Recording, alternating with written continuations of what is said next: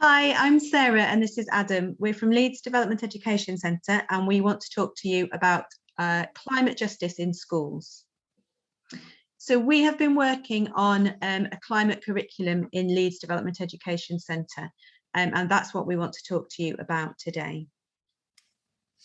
So Leeds DEC is an educational charity which focuses on global issues, particularly climate change and intercultural understanding, climate justice.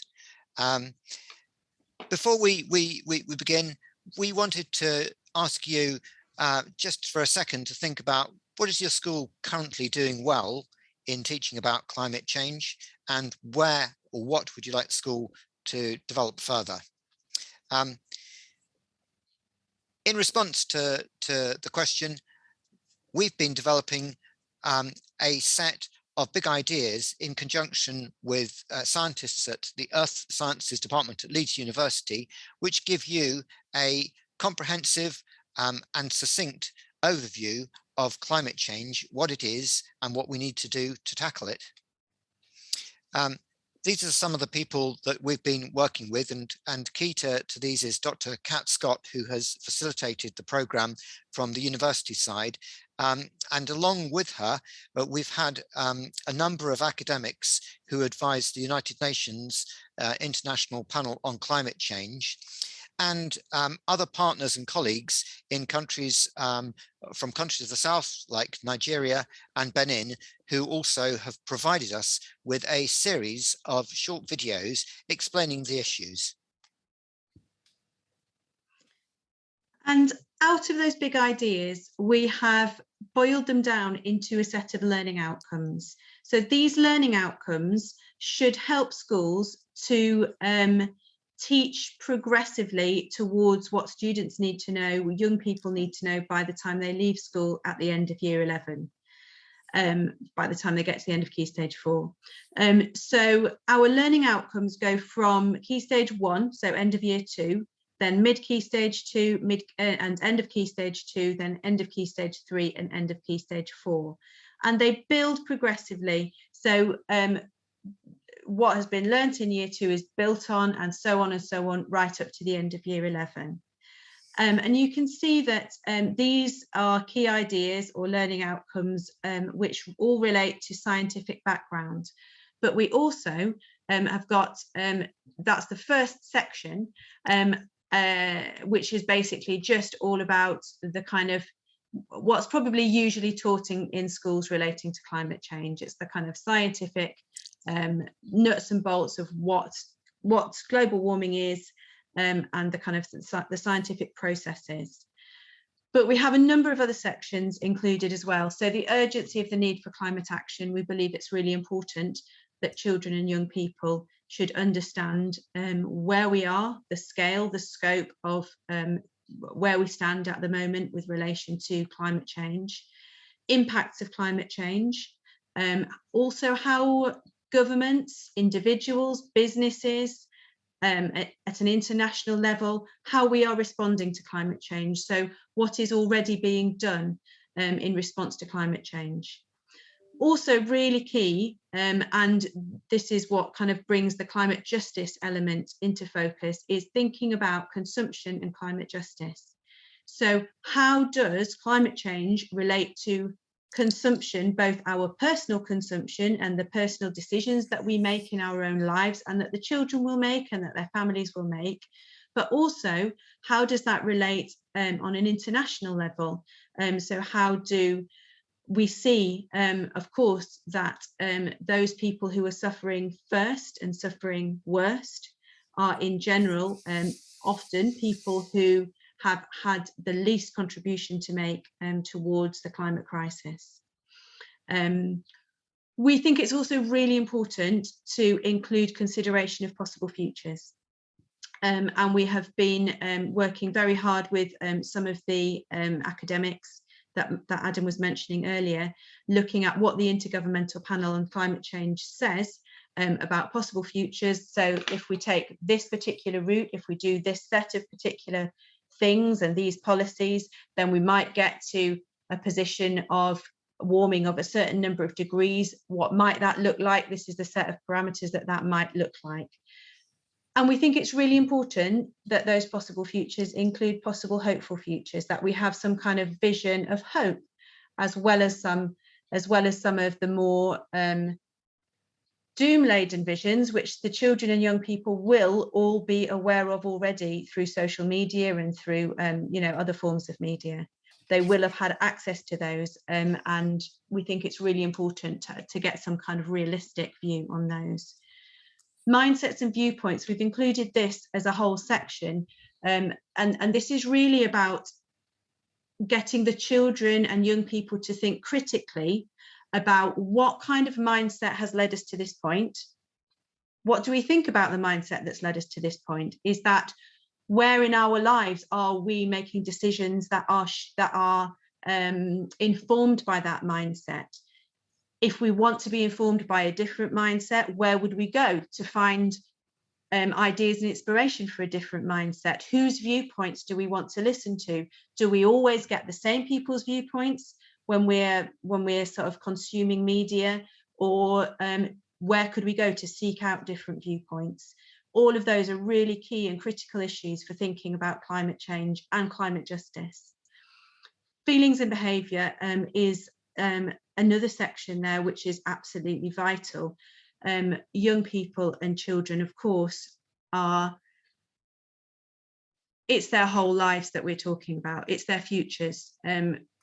A lot of young people, there's been a lot of research to do with climate anxiety. So how children and young people process the information that they're given, how it's given to them, how they are supported to process their feelings. And this isn't just children and young people, it's adults as well, isn't it? It's all of us. So how we model engaging in climate action, for example, as a way of acting together with other people, as a way of overcoming, as feeling a sense of agency and overcoming a sense of climate anxiety, is really, really important.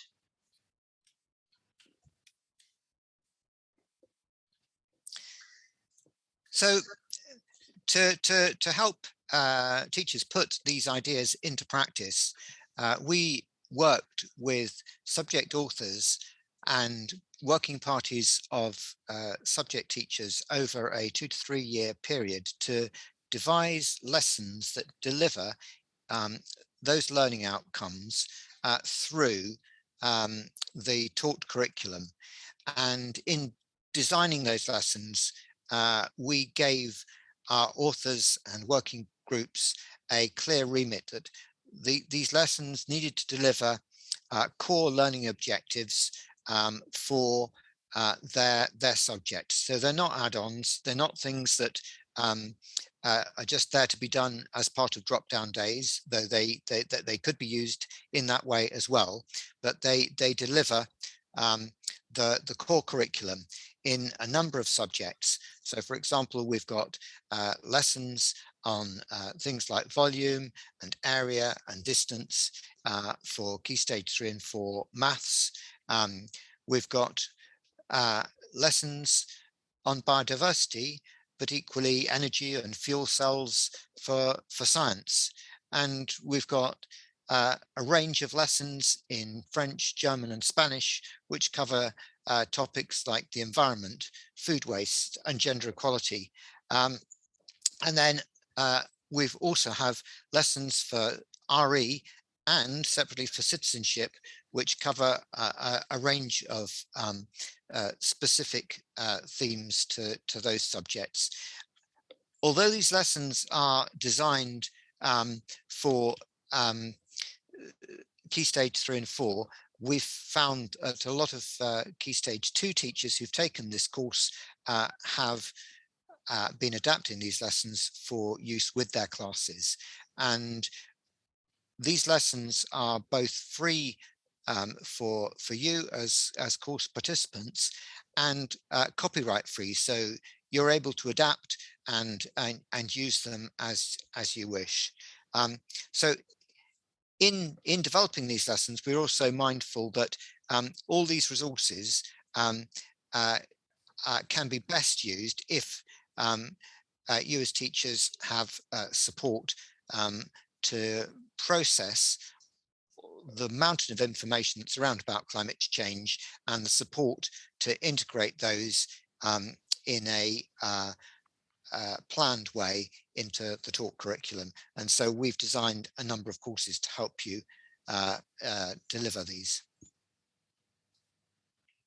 And as Adam says, those lessons are freely available on our website, and we will share the link with you on the last slide. But if you want to make best use of those lessons and use them really effectively, if you would like to find out more, we do offer a series of different courses. So we offer a climate curriculum course for our primary schools and one for secondary schools. And we offer them in a variety of different ways. So we have a face-to-face option, a blended learning option where you'd have an introductory webinar at the beginning, then some time, a negotiable amount of time available on our online platform, and then a closing webinar at the end. And we can also offer the courses taught, but via webinars on Zoom. We can be flexible about how we deliver those. So it might be through twilight sessions, it might be through half-day sessions, or it might be that we negotiate with you about how it's best, what best fits for your school. And here is what our online learning platform looks like. So this is the lovely Marvina, who Adam was mentioning earlier, one of our contributors who've helped us to develop the climate curriculum from Black Lives Matter Leeds. And you can see down the left-hand side here, we've got some different sections of the course. You just would click through on the online platform, and then you can on here. There are a number of activities, videos to watch from our contributors, including our climate academics, and tasks to fulfill. And some of those tasks relate to teaching lessons, which are about the things that you're teaching about. So kind of supporting you to take that process that we've taken when we were developing the lessons with the working groups of teachers that Adam was referring to earlier. So to take a learning outcome which you have to cover anyway as part of your core curriculum, but to link that with a climate curriculum learning outcome so that you are delivering a lesson which delivers both your core curriculum objective, such as volume in maths, but also an objective to do with the climate curriculum, such as linking food security as an impact of climate change.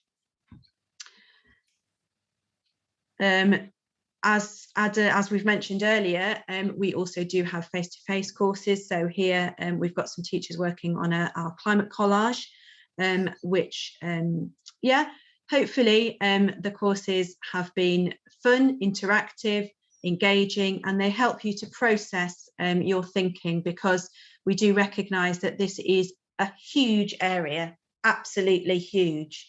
And so what we've tried to do is kind of boil down that thinking to some really key points so that you emerge from having done the course much clearer in your thinking about exactly what it is that you want to communicate to your students and your pupils.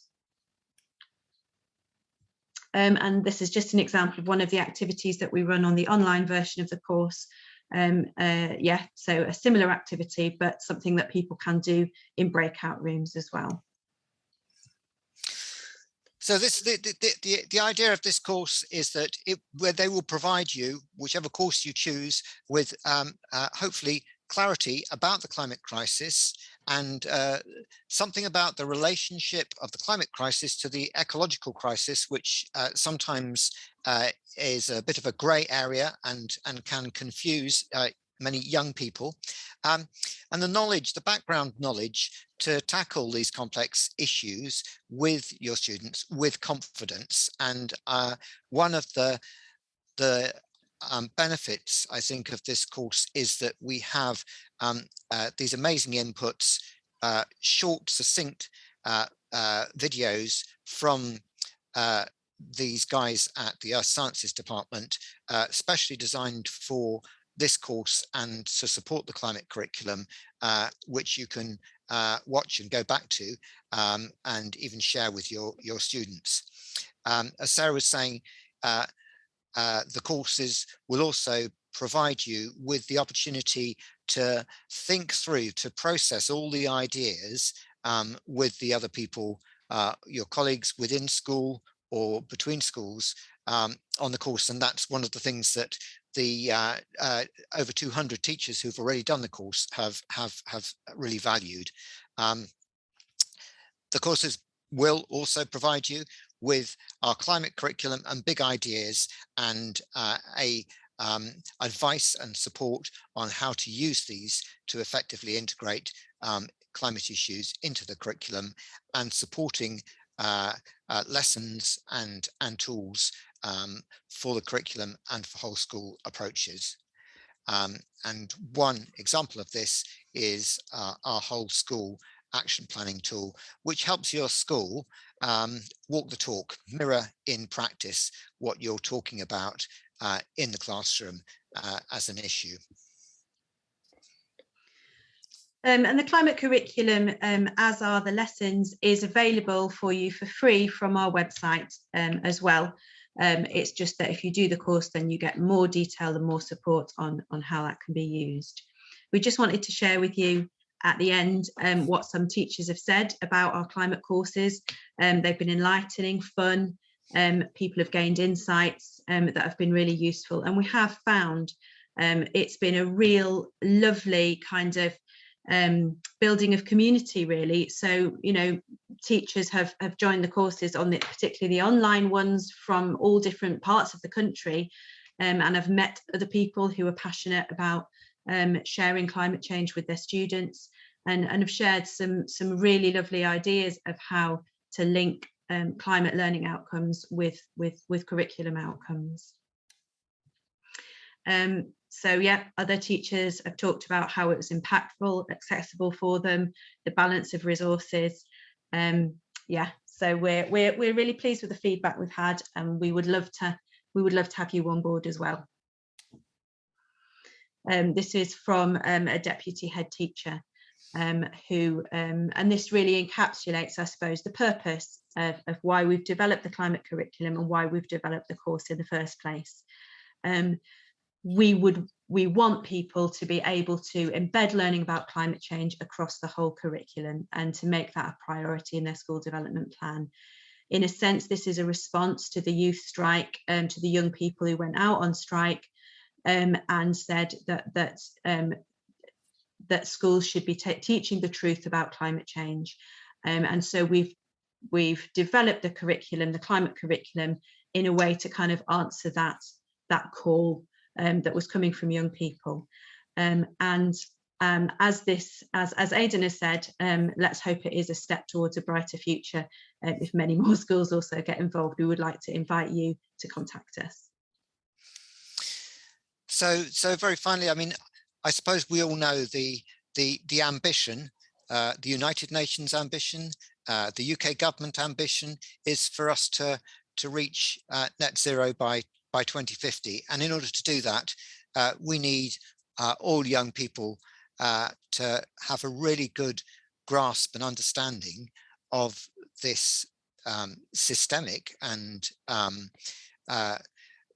potentially civilization threatening issue. And if we can get people to take that on, to understand it in schools across the UK, and to feel hopeful as well as realistic about the challenge, and enable young people to feel hopeful, then I think, you know, we can make a small contribution as educators to meeting that 2050 challenge. And so we hope that our courses, you'll find them fun and interactive, and will help you and your pupils, your students, identify things that you can do and understand the contribution that we make individually in the context of the wider change that's needed, and the importance of that. So if you're interested, please do get in touch You can check out our website or email our colleague Hannah at leedsdec.org.uk. Or if you feel like you'd like some more information or just general support, please give us a call. Thank you for listening, and hope to hear from you. Thank you very much. Thank you. My name's Clive Beljohn, and I'm an education advisor at DECSY, the Development Education Centre, South Yorkshire. We run projects and training with schools and teachers to enable them to engage with topical and important issues like the climate and nature emergencies. Some pupils have taken Fridays off school to join international protests about the need to take action on climate change, and others want to talk about it. In some cases, parents have informed schools about the absences. In others, pupils left during the school day. The current Education Secretary said that pupils should think about their own careers in science and technology and innovation to tackle climate change instead of protesting. One of the demands of the youth protesters is that there should be more teaching about climate change in the curriculum, and that their education is not preparing them for an uncertain and challenging future. DECSY runs training with teachers to ensure a holistic approach, as shown in this diagram. People need knowledge about climate change, the science, ideas for mitigation, reducing the impact of climate change, and adaptation, adapting to changes brought about by climate change, and thinking about what might happen in the future. They need skills for critical thinking, problem solving, team working, communication, and expertise in dialogue. They also need values through developing habits and behaviors to live more sustainably, reduce carbon emissions, treat everyone fairly, and respect nature. There also needs to be a joined up whole school approach, which is shown by the 4 C's in this diagram. Culture, the school having an ethos of equality, care for oneself, care for each other, both near and far and into the future, and care for the planet. The curriculum, so the school curriculum going broader than the national curriculum, learning outside the classroom, and developing a sense of global understanding. The campus, how the school addresses issues such as food and waste, energy and water, travel, and how it manages the school buildings and grounds. And finally, community, how the school engages with the local community, the links it has with local businesses and other organizations, any global links that it has, and sharing learning. If you take an issue like food, children often learn about healthy eating in the classroom, but may not see this in practice in the school canteen, their lunchbox, or in the local community. So there can be a disconnect between learning and reality that can breed disaffection. The same can be said of issues such as transport, waste reduction, energy, and purchasing. Schools need to address issues relating to climate change and sustainability holistically, using this 4 C's approach so they can be learning centres for more sustainable ways of living, sharing their learning locally and globally. The current government is consulting on its sustainability and climate change strategy, and it says education is critical to fighting climate change. We have both the responsibility and privilege of educating and preparing young people for a changing world, ensuring they're equipped with the right knowledge, understanding, and skills to meet their biggest challenge head on. Some years ago, Ofsted did a report on schools that had been teaching sustainability seriously, tracking them over a period of 3 years. And one of the conclusions of the report was that the knowledge and understanding that the pupils gained at school contributed to their leading more sustainable lives at home, which in turn led their families to re-examine their lifestyles and use of resources. The idea that children's school experiences can prompt intergenerational learning and overcome adult barriers to experiencing climate concern is also supported by several studies in the United States. This picture shows Kingsmead Primary School in Cheshire, one of the most sustainably built and run schools in the country. Not every school can be fortunate to be sustainably built, but every school can make an effort to engage in issues around sustainability and combating climate change. This picture shows Hunters Bar Infant School in Sheffield, the Times Educational Supplement Environment Champion of the Year 2020. The school made a film for the Schools Climate Education South Yorkshire Conference last year about the work with the community to lessen air pollution from traffic around the school and create a green screen. This led to a huge community involvement and links with the local university. Many other local schools have now developed similar schemes and are sharing their learning. DECSY, the Development Education Centre South Yorkshire, has been running projects and training for teachers for nearly 40 years. Our main aim is education for a more just and sustainable world. We're part of a national network of development educational centres that includes Leeds DEC, who are also promoting their training on climate change, which complements ours. We're the main training centre in the region for Philosophy for Children, P4C, and also run the Global Teacher Award, gender equality training, and other courses such as engaging with the Sustainable Development Goals and developing a broad and balanced curriculum through global learning. Contact us if you're interested to learn more about our whole school approach to climate change training offer or any of our other courses. Schools in Sheffield will be able to access the Climate Change A Whole School Approach CPD for free through Learn Sheffield in the summer term of this year. Let's hear young people's concerns and encourage schools to become learning communities around sustainability and addressing the climate and nature emergencies. Thank you.